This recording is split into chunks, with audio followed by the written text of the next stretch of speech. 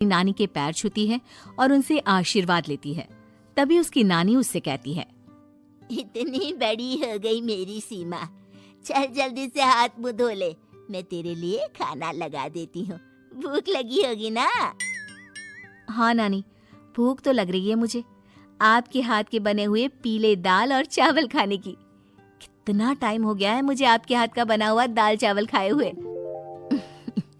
तू तो नौकरी में व्यस्त थी, तो तुझे कहाँ से टाइम मिलेगा अपनी नानी के लिए?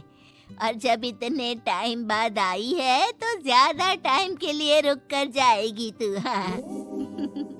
हाँ हाँ नानी, इस बार पूरे 2 महीने के लिए आई हूँ। सीमा की नानी अंदर जाकर उसके लिए खाना बनाने लगती है। सीमा कमरे में अकेली होती है। तभी उसे किसी औरत के रोने की आवाज सुनाई देती है। वो कभी खिड़की से बाहर झांकती है तो कभी दरवाजे से बाहर झांकती है। उसे समझ में नहीं आ रहा होता है कि आखिर रो कौन रहा है। तभी नानी खाना लेकर आ जाती है। वो अपनी नानी से कहती है, नानी, कोई औरत रो रही है क्या? मैं जब से यहाँ आई हूँ तब से मुझे यहाँ किसी औरत की रोने की आवाज आ रही है। हे भगवान, कहीं ये वही तो नहीं? बोलो ना नानी। अरे कोई नहीं रो रहा, ये तेरे मन का वहम है। और तू ना अब खाना खा ले, ज्यादा यहाँ वहाँ की बातों में ध्यान मत दिया कर। जल्दी से खाना खा और फिर मेरे साथ आ जा मेरे कमरे में, दोनों बैठकर खूब सारी बातें करेंगे। ऐसे ही अगले दिन सीमा अपनी नानी के साथ गांव के बाजार जा रही होती है। उसी रास्ते में फिर से किसी औरत के रोने की आवाज आती है।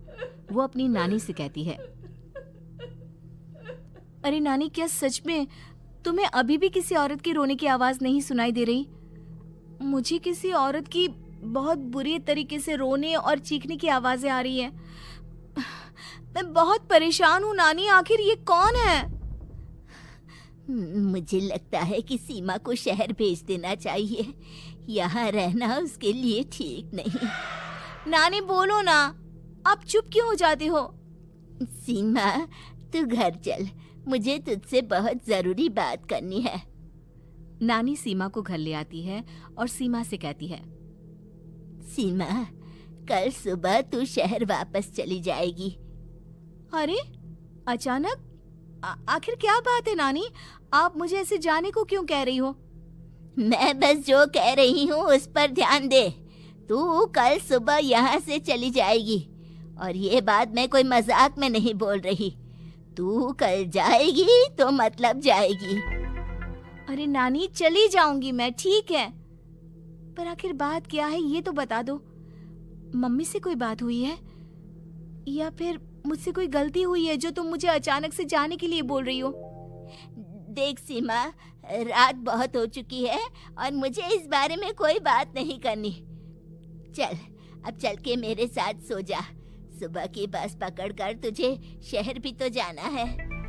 सीमा को अपनी नानी का ऐसा व्यवहार देखकर बहुत ही अजीब लगता है। उसे कुछ समझ में नहीं आ रहा होता है कि आखिर उसकी नानी उसे अचानक से गांव छोड़कर जाने के लिए क्यों कह रही है।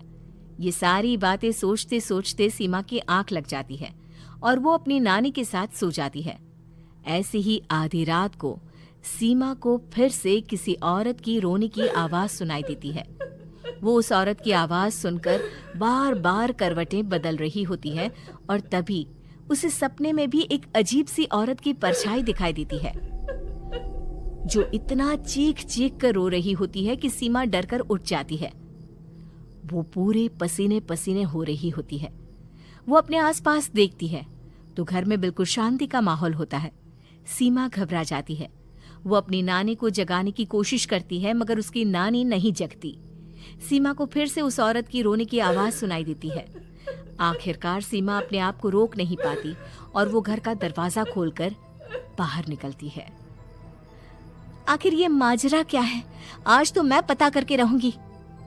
अब आवाज का पीछा करते हुए सीमा आधी रात को गांव के चौपाल के पास बने कुएं के पास पहुंच जाती है, जहां कुएं की चारों ओर बेड़ियां लगी होती हैं। उन बेड़ियों में लगे हुए ताले के साथ एक लाल रंग का कपड़ा और माता रानी का कलावा बंधा होता है उस कुएं में से सीमा को किसी के रोने की आवाज आती है। सीमा परेशान हो जाती है। इस कुएं में कौन है? कौन है यहाँ? सुनो, कौन है?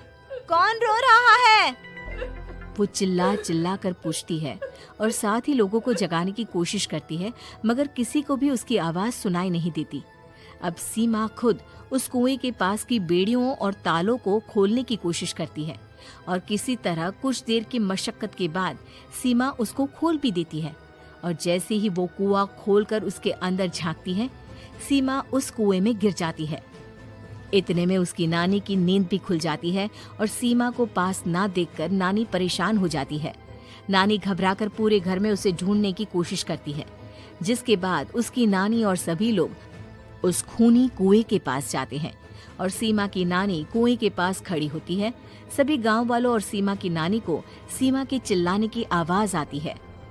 बचाओ, कोई मुझे बचाओ। मेरी बच्ची, हम आ गए, हम तुझे बचा लेंगे। नानी, मुझे यहाँ बहुत डर लग रहा है। यहाँ इंसान की कटी हुई मुंडिया, हाथ, पैर और कंकाल है और खून भी है। नानी, मुझे डर लग रहा है। आप सब मेरी मदद कीजिए, नहीं तो ये खूनी कुआं मेरी बच्ची को भी खा जाएगा। अरे मुझे तो ये समझ में नहीं आ रहा कि आखिर इस खूनी कुएं को खोला किसने। सालों पहले इसको इतनी मुश्किलों के बाद तांत्रिक बाबा ने बंद किया था।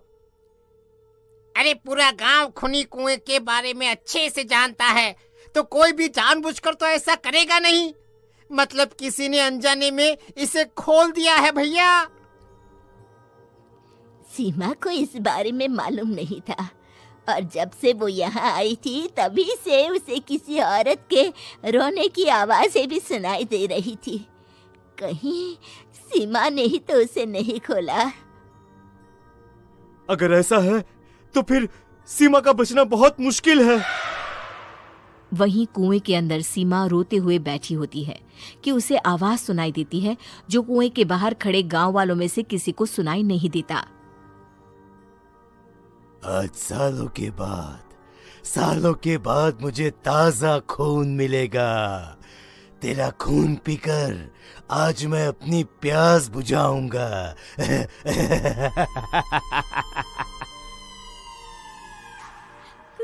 कौन है? कौन है? मत मारो प्लीज, मुझे जाने दो प्लीज। मैंने किसी का क्या बिगाड़ा है?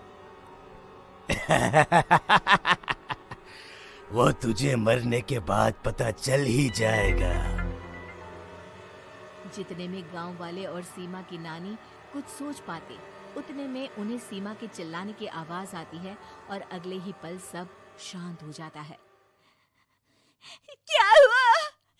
सीमा, मेरी बेटी।